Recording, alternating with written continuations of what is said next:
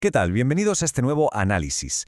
Hoy vamos a meter el bisturí y bien a fondo en nuestro presente tecnológico. Y ojo porque no vamos a hablar de líneas de código, ni de capacidades de procesamiento, ni de nada de eso. Vamos a hablar de la narrativa oculta que rodea a la inteligencia artificial. Hoy desgranamos la investigación de Stuart Coronado sobre lo que él llama la coartada algorítmica. Es un tema fascinante, bastante denso, pero que nos va a obligar a mirar muchísimo más allá de lo que vemos en la pantalla. ¡Vamos allá! Para arrancar, planteemos un acertijo. A ver qué os parece. ¿Qué tienen en común un despido masivo en una gran multinacional y el nacimiento de una startup millonaria? Vamos, un unicornio financiero. A primera vista, pues absolutamente nada, ¿verdad? Uno es un drama absoluto para miles de familias y el otro es el pelotazo financiero del siglo. Pero resulta que en el panorama corporativo de nuestro 2026, este análisis demuestra que ambos eventos comparten exactamente la misma justificación invisible. Comparten el mismo escudo protector frente a la opinión pública. Y esta conexión invisible es lo que el autor define como la paradoja del éxito. Y es que la inteligencia artificial ya no es solo una herramienta técnica, se ha convertido en el comodín definitivo de nuestro siglo, un auténtico salvavidas retónico para las grandes empresas. Coronado nos señala algo súper curioso. Si la cosa va a viento en popa, la tecnología es la gran musa inspiradora. Pero si las cosas se tuercen para los trabajadores y hay despidos, bueno, de repente nos la venden como una fuerza incontrolable de la naturaleza contra la que no se puede hacer nada.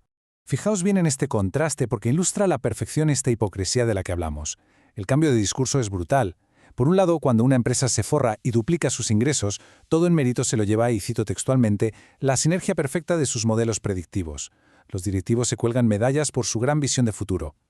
Pero, ojo al otro lado. Si esa misma empresa borra de un plumazo al 30% de su plantilla, magia. La IA pasa a ser una fuerza inevitable del mercado.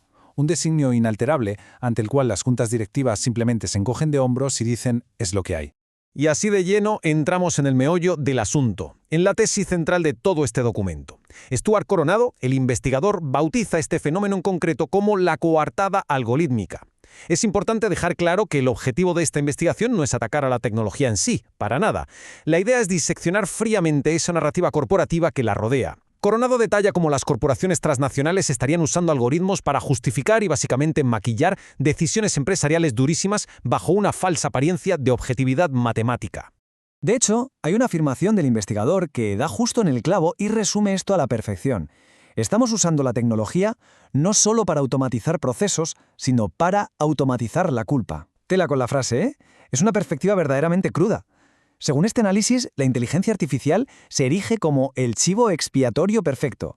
Si resulta que es el algoritmo quien supuestamente decide por eficiencia quién se queda y quién se va a la calle, los ejecutivos evitan dar la cara.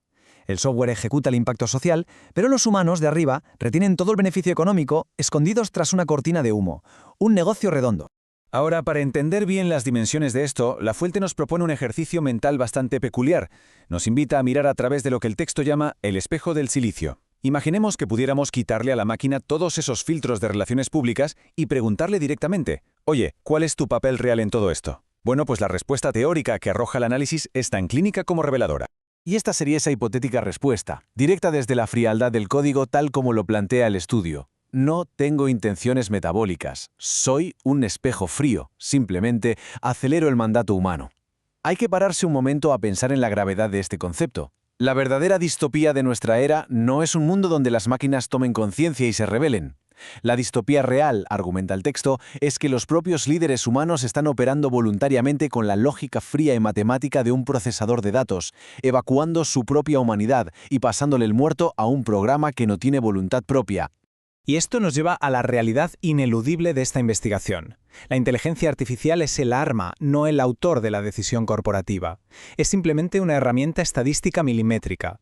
Echarle la culpa a un montón de código de silicio por la precarización o por el drama de un despido masivo se describe como una táctica de despiste, una estrategia para no mirar a quien de verdad está apretando el gatillo financiero en los despachos.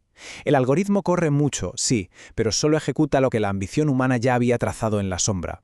Claro, para sostener toda esta coartada hace falta construir un andamiaje económico que le dé cierta respetabilidad a estas decisiones estructurales.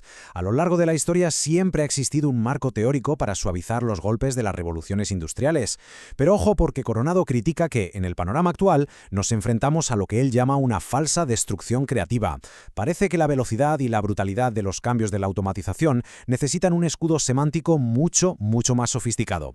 Fijaos cómo se llega a desvirtuar un concepto académico clásico. Originalmente, el economista Joseph Schumpeter usaba esto de la destrucción creativa para explicar cómo lo nuevo reemplaza lo viejo, por ejemplo, pasar del carrete a la cámara digital, creando poco a poco un nuevo ecosistema laboral. Sin embargo, en el contexto actual, el investigador argumenta que las corporaciones usan este término como pura anestesia conceptual, básicamente un eufemismo muy elegante para ocultar el profundo drama humano de la pérdida masiva de empleo, transformando ese impacto en una simple métrica séptica de optimización. Y los números que lo acompañan son aplastantes. Visualmente es tremendo. Por un lado tenemos los costes de personal cayendo en picado debido a una automatización agresiva. Pero por otro lado, en contraste absoluto, la concentración del capital tecnológico subiendo casi en vertical. El informe indica que esto produce una externalidad negativa a nivel macroeconómico muy irónica. Está vaciando gradualmente a las clases profesionales que, fíjate por dónde, son las mismas que sostienen la economía de consumo de estas empresas. Es la pescadilla que se muerde la cola. Este desequilibrio continuo nos empuja a un nuevo escenario sociopolítico descrito en La Fuente, un terreno dominado por el concepto de la verdad líquida. ¿Y qué es esto? Pues un territorio donde la narrativa oficial sobre la tecnología es como la plastilina, completamente maleable. Se estira, se encoge y se amolda exactamente a lo que dicten los puros intereses y la conveniencia financiera del trimestre. Y el doble rasero aquí es evidente, de verdad. Por un lado, si un modelo algorítmico discrimina a unos candidatos o causa algún daño social serio, la respuesta típica de la corporación es blindarse diciendo que es una caja negra indescifrable, que es imposible saber cómo el modelo llegó a esa conclusión, un desconocimiento súper conveniente. Pero, si observamos al otro lado, cuando ese mismo sistema opaco consigue duplicar las ventas de la compañía, la narrativa se da la vuelta al instante. De repente, presumen de poseer una arquitectura matemáticamente revolucionaria y brillante. Se conoce o se desconoce cómo funciona la máquina a la carta. Toda esta pirueta retórica desemboca lógicamente en la creación de lo que el documento bautiza como el intermediario moral. Pensadlo un momento. Hace años, si un líder decidía reestructurar su empresa, tenía que cargar directamente con el coste reputacional y ético de su decisión. Daba la cara y había una responsabilidad directa. Hoy en día, en cambio, la tecnología sirve precisamente para cortocircuitar todo ese proceso. Y sinceramente, esta es una radiografía sociológica espectacular. Hemos llegado al punto de la ética externalizada. Al cederle la brújula moral al software, los líderes evitan los costes de reputación. Los algoritmos funcionan como un colchón que absorbe la culpa de las decisiones más crueles. Según el estudio, esto nos está generando una disonancia cognitiva colectiva tremenda. Estamos presenciando una inmensa evasión de responsabilidad moral a escala corporativa, donde la respuesta final ante cualquier catástrofe social es encogerse de hombros y afirmar tranquilamente que el sistema automatizado recomendó la ruta óptima. Todo esto nos obliga a frenar en seco y hablar de un factor fundamental, la responsabilidad. Hay que ser muy categóricos aquí para asimilar la conclusión del autor. A la inteligencia artificial no le apetece ni tiene ningún deseo autónomo de desmantelar estructuras laborales.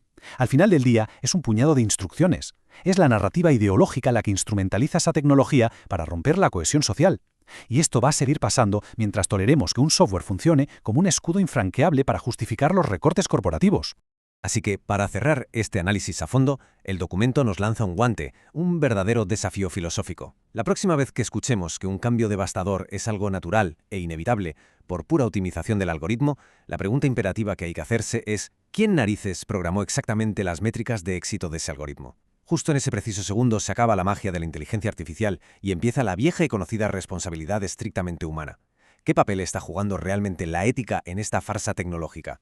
Es una reflexión que escuece, pero que nos invita a no cerrar los ojos. Muchísimas gracias por acompañarnos en este análisis y nos vemos en el próximo desglose. Hasta pronto.